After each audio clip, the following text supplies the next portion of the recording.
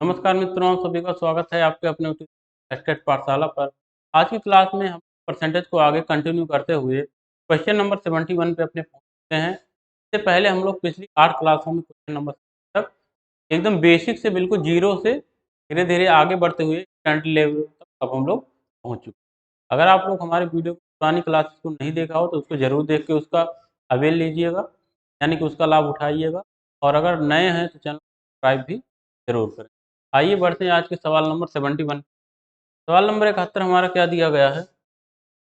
Question में हमसे बोला गया है, एक नगर की वर्तमान जनसंख्या 25,000 है। यदि इसकी जनसंख्या में अगले 2 वर्षों में क्रमशः 20% और 25% वार्षिक दर से वृद्धि हो, तो बताइए 2 वर्ष बाद नगर की जनसंख्या क्या होगी? देखिए, ऐसे सवाल को हम लोग कर चुके हैं, कई सारे क्वेश्चन को हम लोग सॉल्व किए थे। इसको भी देखते हैं। नगर की देखो वर्तमान जनसंख्या हमसे दिया हुआ है। हमने क्या बताया था कि हम लोग फार्मूले को रटेंगे नहीं। ऐसा नहीं कि मैं सूत्र को रट लिया और उसी पे दौड़े जा रहा हूँ, दौड़े जा रहा हूँ, दौड़े जा रहा हूँ। सवाल का भाषा थोड़ा-सा बदल गया तो हम लोग क्या हुए, फँस गए। तो ऐसा काम हम लोग नहीं करेंगे। हम क्या करेंगे, इसको बिल्कुल बेसिक से पकड़ेंगे। वर्तमान जनसंख्या इतनी है, अगले 2 वर्ष में ये कारनामा हो रहा है, तो वो कारनामा हम कर देंगे इस 25,000 में। वर्तमान जनसंख्या कितनी है, पहले तो 25,000 है। अगले 2 वर्षों में पहले वर्ष 20%, दूसरे वर्ष 25% की दर से वृद्धि हुई हो। अगर 20% की वृद्धि हुई है तो 20% का मतलब अगर फ्रैक्शन में देखो तो 1/5 होता है। 1/5 और यानी कि 5 में 1 की वृद्धि यानी कि 6/5 हो गया है। 6/5 हो गया है। फिर 25% की वृद्धि, 25% का मतलब क्या होता है? 1/4। 25% का मतलब क्या होता है? 1/4। 25% का मतलब होता है 1/4, यानी कि पहले 4 थी, ये 5 हो गई। यानी कि ये कितना हो गई? क्या 2 वर्ष में यही काम हुआ है? अब देखते हैं हम लोग कितना हो गया। आप सबको पता है इस 5 से 25 को आप सॉरी, इस 5 से आप इस 5 को काट लेना। इस 4 से आप क्या कर लेना, 4 से आप यहाँ 4 है ना, 5 चौके 20। तो आप ऐसा करो ना, ऐसे मत काटो। हम लोग इस तरीके से काटेंगे जो हमारा काटने में आसानी हो। जैसे 5 और 4 का गुणा आपको पता है क्या होता है? 5 और 4 का जब आप गुणा करोगे तो होता है 20। होता है ना, 20 होता है। अब 20 को हम लोग क्या करेंगे ना, एक जीरो इसका और एक जीरो इसका काटेंगे। और इस 2 से हम लोग इस 6 को कितनी बार में काटेंगे? 3 बार में काटेंगे, 3 बार में। अब 5 तिया 15 हो गए, 15 गुणे 25 और डबल जीरो। लास्ट में तो डबल जीरो आ जाएगा। 5 तिया 15, 15 पचे 75 के 5 हाथ से 7 और 15 दूनी 30 और 7 37, यानी कि ये 37,500।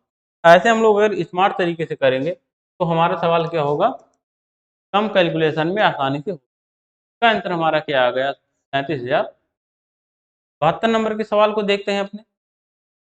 कम से कम कितने पूर्ण वर्षों में किसी वस्तु का वर्तमान मूल्य किसी वस्तु का वर्तमान मूल्य के 60% से कम हो जाएगा, जबकि मशीन का मूल्य में प्रति वर्ष 20% का अवमूल्यन होता है। देखिए, सवाल थोड़ा सा टेढ़ा मेढ़ा लिखा हुआ है, ये लिखने में कुछ यहाँ पे गलती हो गई है। कम से कम कितने पूर्ण वर्षों में किसी वस्तु का मूल्य वर्तमान मूल्य के 60% से कम हो जाएगा, ठीक है ना, जबकि मशीन की मूल्य में प्रति वर्ष 20% का अवमूल्यन होता है। देखो, अगर 60% से हमें मूल्य को कम करना है ना, और मशीन के मूल्य में प्रति वर्ष 20% का क्या हो रहा है? अवमूल्यन हो रहा है। तो अगर मैं हम लोग मशीन का मूल्य एक्स माने तो एक्स के 60% से कम, तो अगर मैं एक्स का 60% भी लूं तो एक्स का 60% मतलब 60/, ये होता है। ठीक है, चलिए ठीक है। आगे फिर कहा है, जबकि मशीन के मूल्य में प्रति वर्ष 20% का अवमूल्यन होता है। अगर मशीन का मूल्य एक्स है, ठीक है ना, तो इसमें 20% का अवमूल्यन होता है, यानी कि हर वर्ष 20% का अवमूल्यन हो रहा है। तो पहले वर्ष कितना हो जाएगा? अरे भाई, पहले वर्ष ये एक्स से कितना हो जाएगा? 80% होगा, 80/100। ठीक है ना, पहले वर्ष 80% होगा। हमको ये ध्यान देना है कि एक्स के 60% से कम हो जाएगी। 60% से क्या हो जाए? कम हो जाए। 60% कम होने का क्या मतलब? एक कट गया और 10 से भाग दिए, यानी कि 0.6। 0.6 से क्या हो, ये छोटा हो जाए, यानी कि इसके बराबर भी ना हो, इससे छोटा हो जाए। तो अगर मैं एक वर्ष में देखूं तो यहाँ पे एक वर्ष में ये हो जाएगा, दूसरे वर्ष में फिर 80/100 हो जाएगा। बात समझ रहे हैं? तीसरे वर्ष में फिर 80/100, ऐसे ही 80/100 होता रहेगा। हर वर्ष 20% का अवमूल्यन होता जा रहा है इसमें। अगर पहले वर्ष ही अपने आप का 80% बच रहा है, तो पहले वर्ष अगर मैं देखूं, पहले अभी फिलहाल हम इनको छोड़ देते हैं, आगे वालों को अभी मैं हटा देता हूँ। मैं 2 वर्ष में देखता हूँ कितना कमी या वृद्धि हो रही है 2 वर्ष में। तो देखो, अगर 2 वर्ष की बात करें तो यहाँ से डबल जीरो, एक जीरो, 2 जीरो, 8×9 = 64 हो गया, तो एक और गुणे 64 में 100 का भाग दो, 0.64 हो जाएगा, यानी कि 0.64 एक्स हो गया। अभी भी देखो 0.6 से 0.64 ज्यादा है, कितना ज्यादा है, 0.04 ज्यादा है, यानी कि अभी हमें इसको और कम करना है। और कम करना है तो मैं एक वर्ष और आगे बढ़ूंगा, एक वर्ष और आगे बढ़ूंगा तो क्या हो जाएगा, फिर से 80/100 और हो जाएगा, एक बार और हो जाएगा। हमने 3 वर्ष ले लिया है। अब देखते हैं क्या आएगा। अब देखिए क्या आएगा, ये 0.64 हो ही गया है, और इसमें गुणे हो जाएगा, यहाँ से जीरो से जीरो कटेगा, 10 से 8 में भाग दोगे 0.8 हो जाएगा, 0.8 का गुणा कर लो तो क्या हो जाएगा, 8×4 = 32 के 2, और 8×6 = 48, 2×50, 3 अंक बाद दशमलव, यानी कि 0.521। देखो ये काम कितने वर्ष में हो रहा है, इस काम में हमें कितना समय लग रहा है, इस काम में हमें कितना समय लग रहा है, जब हम लोग 3 वर्ष जब हम लोग 3 वर्ष 20% का अवमूल्यन करा रहे हैं, तब जाके वर्तमान मूल्य के 60% से क्या हो रहा है, कम हो रहा है। 60% का मान पहले 0.6 था, 0.6 से कम हो गए, तब 3 वर्ष में कितना हो रहा है, 5.502 गुना हो रहा है, यानी कि हमारा जो उत्तर आएगा वो कितना हो जाएगा, 3 वर्ष। इस सवाल का आंसर। बात समझ में आ गई। आगे बढ़ते हैं अगले सवाल को। एक व्यक्ति अपनी संपूर्ण आय का 15% भाग मकान की किराए पर खर्च करता है, 20% भाग भोजन पर खर्च करता है। यदि व्यक्ति की बचत 10,400 रुपए हो तो उसकी संपूर्ण इनकम क्या है, टोटल इनकम हमें बताना है। देखो कोई भी रहता है उसकी संपूर्ण 100% होती है, कितनी होती है, 100% होती है। अगर 100% की इनकम होती है तो 100 में से 15% मकान पर, 20% भाग भोजन पर खर्च कर दिया, तो उसने खर्च कितना किया, 15 और 20 कितना, 20 10 30 5 35, उसने बचाया कितना, 65%। 35% उसका खर्चा हो गया, 15 और 20, बचत कितना हुआ, 65%। और 65% की वैल्यू रुपए में कितना बचा रहा है, 10,400, यानी कि इसी 65% की वैल्यू कितना है, 65% की वैल्यू ही कितनी है, 10,400 है। 65% की वैल्यू कितनी है, 10,400 है। अब आप इसको अगर काटना चाहो तो 13 से काटोगे 5 बार में, सॉरी 13 से काटेंगे कितनी बार में कटेगा, 5 बार में। 13×1 = 13, 13×25, 13 कितना होता है, 13×91, 13×8 = 104, ये हो गया आपका 800। 5 से फिर काट दो, 5 से इसको काटोगे एक बार में तो यहाँ पे हो जाएगा 1%, और 5 से यहाँ पे काटोगे कितनी बार में, 16 बार में, यानी कि 160 हो गया। 1% की वैल्यू हमारी कितनी आ गई, 160। और हमें क्या बताना है, हमें तो उसकी टोटल इनकम बताना है। संपूर्ण उसकी कितना था, 100%। 100% की वैल्यू क्या हो जाएगी, 1% की वैल्यू 160, 100% की वैल्यू मतलब 100 से गुणा कर दिया तो इधर भी 100 का गुणा हो जाएगा, कितना हो जाएगा, 16000, 16,600 रुपये, यानी कि व्यक्ति की टोटल इनकम की 16,000। क्लियर होगा ये बात। अब बढ़ते हैं सवाल नंबर 75 पे।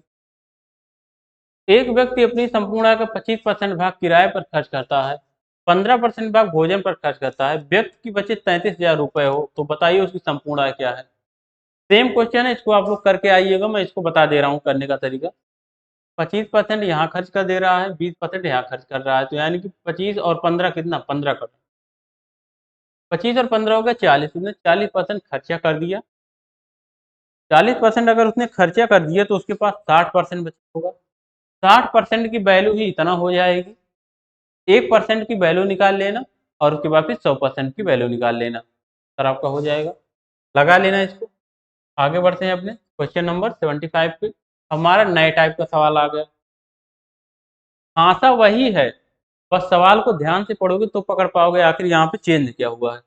एक व्यक्ति अपनी संपूर्ण आय का 20% भाग मकान के किराए पर खर्च करता है, शेष बचे धन का 10% भाग कपड़ों पर खर्च करता है।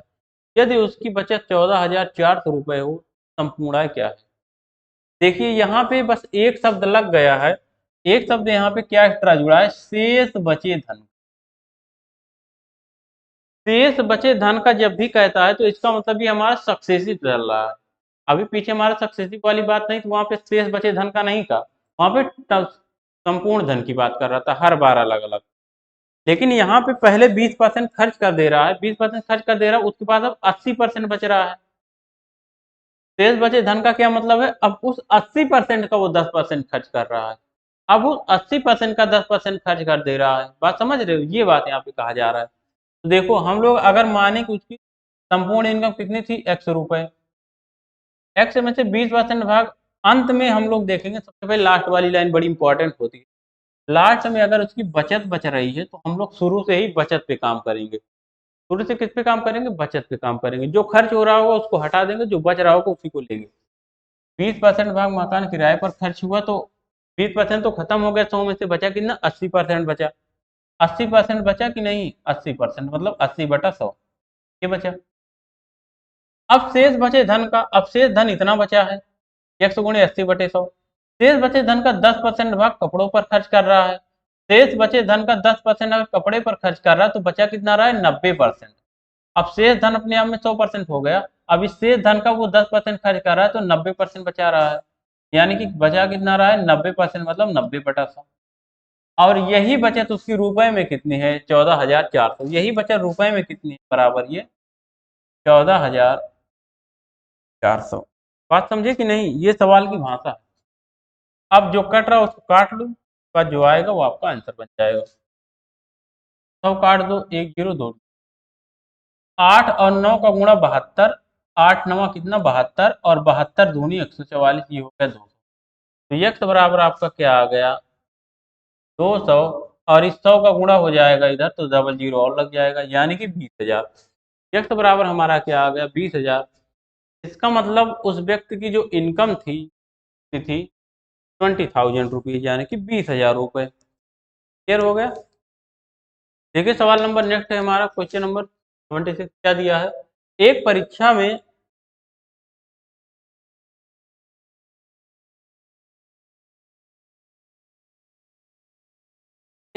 में पास होने के लिए 45% अंकों की आवश्यकता है।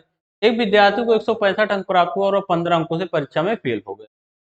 तो बताइए परीक्षा का संपूर्ण पूर्णांक क्या है। अब देखो 45% अंक लाना था उसको पास होने के, लेकिन वो 165 अंक पाया और 15 अंक से फेल हो गया। यानी कि अगर वो 165 अंक ना पाके अगर 15 अंक और पा गया होता तो वो पास हो जाता। सवाल के हिसाब से अगर वो 165 अंक ना पाके अगर 15 अंक और पा गया होता, यानी कि 165 प्लस 15, 165 में आप 15 और जोड़ दोगे तो क्या हो जाएगा, 180। इसका मतलब सवाल के अनुसार यदि वो 180 अंक पा गया होता तो वो पास हो जाता, मिनिमम नंबर से पास हो जाता, पासिंग मार्क। और वो पासिंग मार्क परसेंट में कितना है, 45% है, 45%। इसका मतलब यही है इस 45% की वैल्यू कितनी, बस यही समझने का खेल है। 45% की वैल्यू कितनी है, 165 प्लस 15 कितना, 180। सवाल में कहा था 45% पास होने के लिए न्यूनतम परसेंट रिक्वायरमेंट है। जैसे आपके यहाँ 33% होता है, वैसे यहाँ पे 45% था मिनिमम क्वालिफिकेशन, 45%। एक बच्चा 165 नंबर पाया, 15 नंबर से फेल हो गया। इसका मतलब अगर वो 165 से 15 नंबर और पाया होता तो वो पास हो जाता सबसे कम अंक से, यानी कि 165 और 15 कितना, 180। इसका मतलब वो 180 अंक पाया होता तो 45% से पास हो जाता, पासिंग मार्क ला लेता। अगर 45% की वैल्यू 180 है तो 1% की वैल्यू कितनी आएगी, 45 से 180 में आप भाग दो कितनी बार में कट जाएगा, 4 बार में। 1% की वैल्यू क्या आएगी, 45 से 180 में भाग दो कितनी बार में कटेगा, 4 बार में। हमें परीक्षा का पूर्णांक बताना था, परीक्षा का पूर्णांक कितना रहा होगा, 100%। तो अगर हम लोग 100% की बात करें तो 100% की वैल्यू कितनी हो जाएगी, यानी कि परीक्षा का पूर्णांक इधर 100 से गुणा तो यहाँ भी 100 से गुणा, यानी कि 400। परीक्षा का जो पूर्णांक रहा होगा वो कितने नंबर का रहा होगा, 400 का। तो जो आपका आंसर बनेगा वो क्या बन जाएगा, 400 is the right answer. Clear हुई। ये सवाल आपके पेपर में बहुत ही पूछा जाता है, इसलिए हमने इसको सॉल्व करवाया। पढ़ते हैं क्वेश्चन नंबर अगले पे। इसी टाइप का सवाल है, किसी परीक्षा में पास होने के लिए 35% अंकों की आवश्यकता है।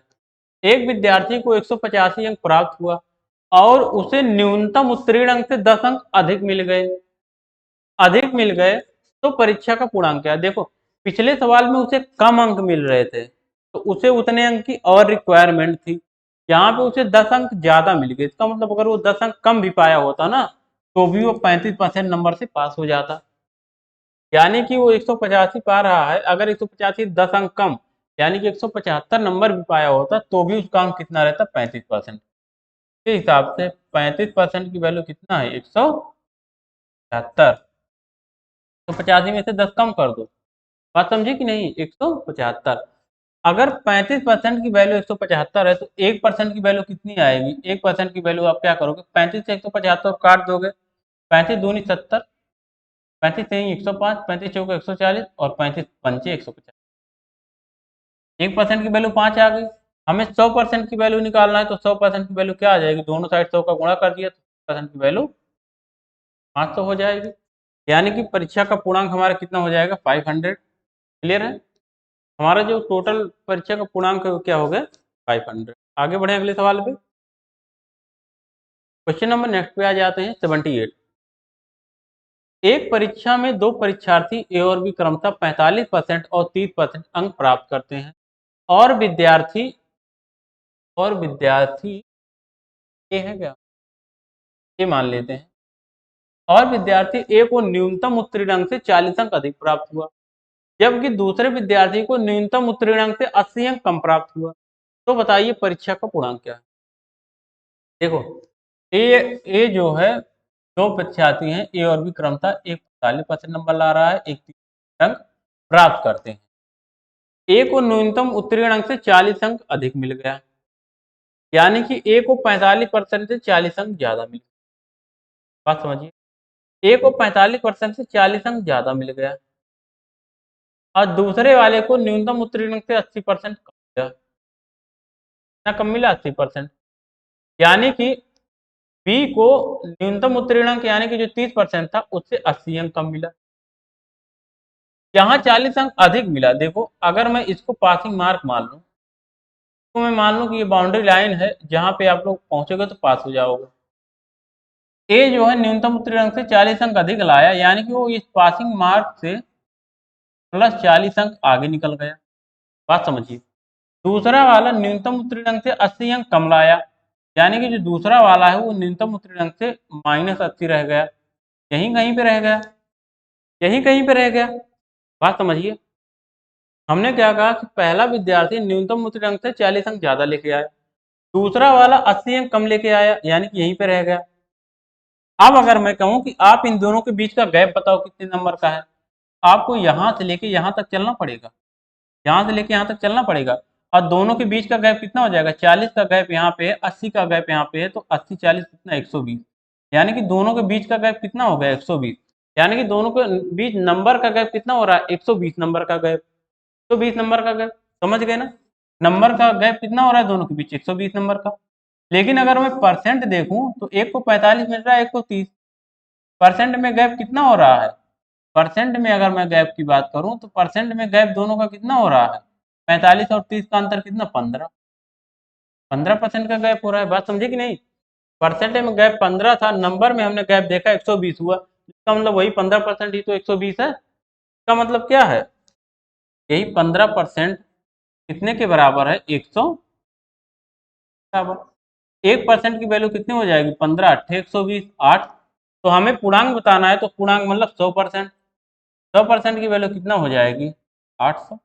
100% की वैल्यू कितनी हो जाएगी, 800। क्लियर है, ये था सबसे बेस्ट तरीका इस सवाल को करने का और आसान तरीका। समझ गए होंगे आप लोग इस सवाल को। क्लियर है, आज हम लोग यहीं तक पढ़ेंगे। क्वेश्चन नंबर 79 है, इसको मैं स्क्रीन दे दे रहा हूँ, आप लोग इसको सॉल्व करके आइएगा, बिल्कुल सेम सवाल है।